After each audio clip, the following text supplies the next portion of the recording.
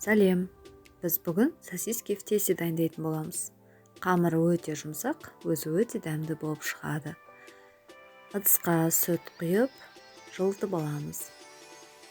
Жылыған сүтке ашытқы, бір қасық қант және аздаған ұн салып, араластырып, бетін жауып, жылы жерге 10-15 минутқа қойып аламыз. Жұмыртқаға қалған бір қасық қантты салып, әбден көпіртіп аламыз. Ұнымызды електен өткіземіз міндетті түрде. Ұнға дайын болған апараны қосамыз. Апара міндетті түрде шапкасымен шығу керек. Сонда қамыр әдемі көтеріледі. Жұмыртқалы массамызды қосамыз.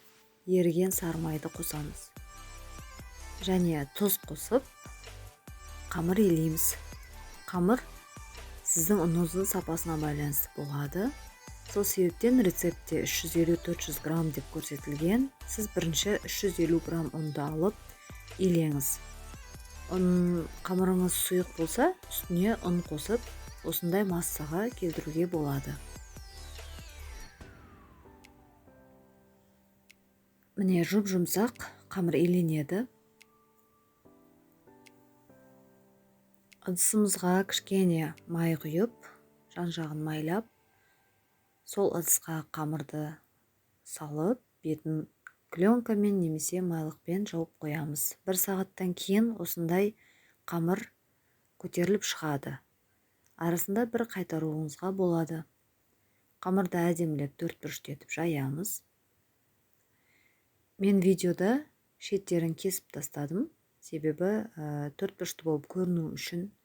Бірақ негізі ол қамырды да пайдалануыңызға болады.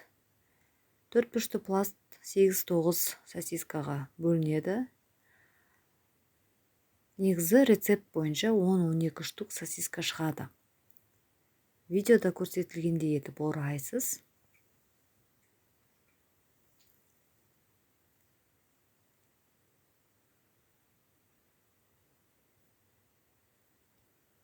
Және жұмыртқаның сарысын бетіне жағамыз. Әдемі сарғайып пісу үшін осы уақытта сізде пешіңіз 180 градуста қызып тұру қажет. Міндетті түрде қызған пешке саламыз.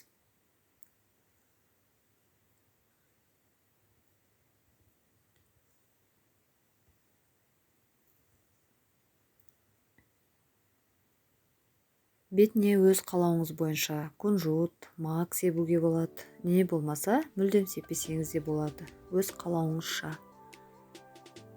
180 градус қызып тұрған пеште 35 минутта пісіп шығады.